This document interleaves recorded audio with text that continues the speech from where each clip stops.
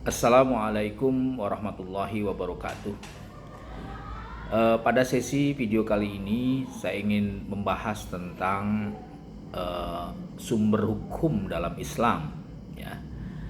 Eh, Berangkat dari salah satu ayat di dalam Al-Quran pada surat An-Nisa ayat 59. Allah berfirman, A'udzubillahi minasyaitonirrajim. Bismillahirrahmanirrahim.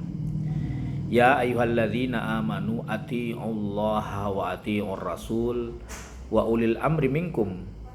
Fa in tanazza'tum fi syai'in farudduhu ilallah war rasul. Ayat ini sangat populer ya, terutama dalam konteks hukum ya. Ditafsirkan dalam perspektif ilmu usul fikih dan hukum Islam ya. Tentu karena ayat ini sebenarnya sifatnya universal ya, ayat yang mujmal bisa ditafsirkan dari berbagai perspektif ya. Bisa ditafsirkan dari perspektif pendidikan, bisa juga ditafsirkan dari perspektif dakwah ya. Bisa juga ditafsirkan dari perspektif sufistik ya, tasawuf, dan secara spesifik dalam kajian kita coba tafsirkan dari perspektif hukum Islam ya, ilmu usul fikih. Nah, kalau kita merujuk pada ayat itu ada 4 item di situ ya. Dan ini banyak dijadikan rujukan oleh para ahli ilmu usul fikih bahwa sumber hukum dalam Islam itu kalau kita merujuk pada Al-Qur'an surat An-Nisa 59 itu ada 4 ya. Yang pertama adalah ati Allah. Ya, tafsiran dari ati Allah itu artinya bahwa sumber hukum pertama adalah Al-Qur'an. Jadi manifestasi atau aktualisasi dari kata-kata atiullah itu maknanya adalah ya kita taat pada Allah kan harus ada pedomannya. Dan bagaimana kita bisa taat pada Allah? Tentu saja dengan Al-Quran. Nah, dalam perspektif ilmu hukum Islam, kata atiullah ini mengandung dasar bahwa atau mengandung pesan bahwa sumber hukum pertama dalam Islam adalah Al-Quran. Itu yang pertama. Kemudian yang kedua ada wa'ati'ur rasul ya. Tentu saja ya. Ketika Allah memerintahkan taatlah kamu pada rasul ya, maka ini bermakna dalam perspektif ilmu hukum Islam terutama ya. Sumber hukum yang kedua adalah sunnah rasul atau hadis rasul ya. Kan ini bagian dari sekali lagi manifestasi ya, realisasi atau aktualisasi dari kata-kata taat pada rasul. Maka kan perlu ada formulasi ya. Formulasinya adalah as-sunnah atau hadis-hadis Nabi. Maka hampir sepakat di kalangan ilmu usul fikih ya, di kalangan ahli ilmu usul fikih bahwa sumber hukum yang kedua adalah as-sunnah ya atau hadis-hadis Nabi. Nah, kemudian yang ketiga adalah wa ulil amri minkum ya. Ini memang debatable ya, tetapi secara umum taatlah kamu kepada pemimpin ya.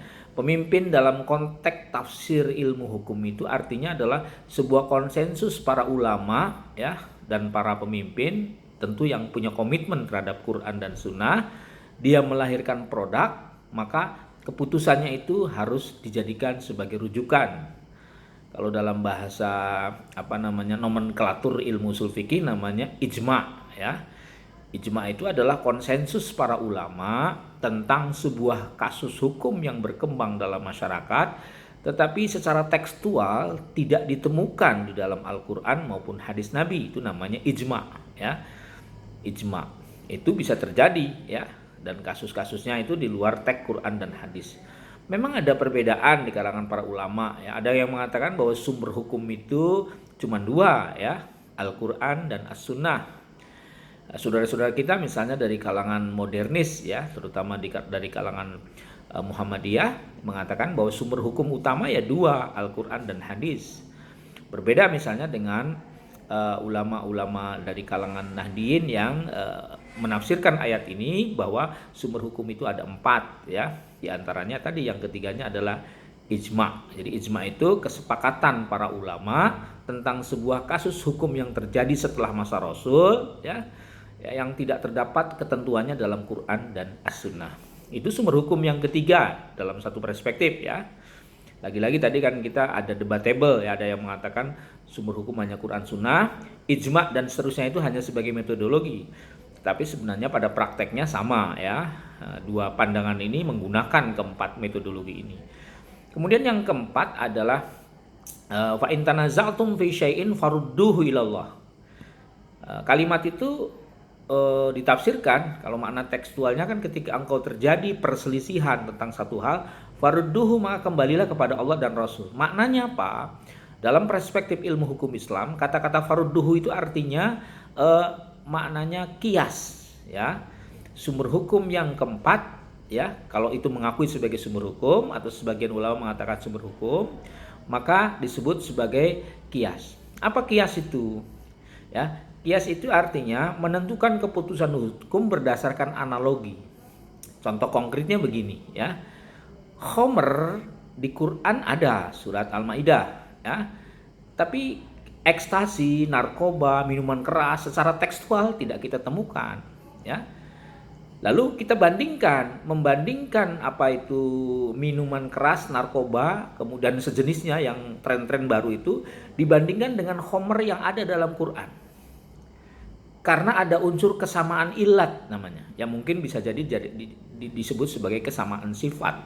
Ada sifat antara khomer di Quran surat Al-Maidah dengan narkoba misalnya, dengan ekstasi atau dengan minuman keras yang sekarang sedang berkembang. Apa kesamaannya? Memabukkan. Maka berdasarkan analogi atau dalam bahasa fikihnya, usul fikihnya namanya kias, hukum narkoba hukumnya haram sama dengan minuman khomer yang ada dalam Quran. Jadi kalau khomer itu namanya asalnya, ya, kemudian ekstasi dan sejenisnya termasuk minum-minum modern itu adalah furuk, cabangnya. Nah, antara cabang dengan asal ada kesamaan ilat, ya, maka berdasarkan itu hukumnya sama dengan asal.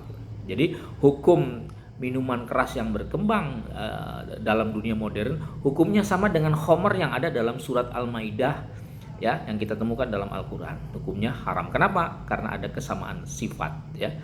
Nah, itu contoh kias.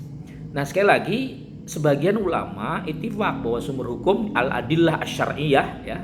Kalau dalam istilah usul fikih itu dalil-dalil syara' itu yang pertama Quran, yang kedua adalah as-sunnah, yang ketiga ijma', dan yang keempat kias berdasarkan teks Al-Quran surat An-Nisa 59. Sekali lagi kita menghargai sebagian saudara-saudara kita yang mengatakan bahwa sumber hukumnya sih hanya dua, Quran dan sunnah.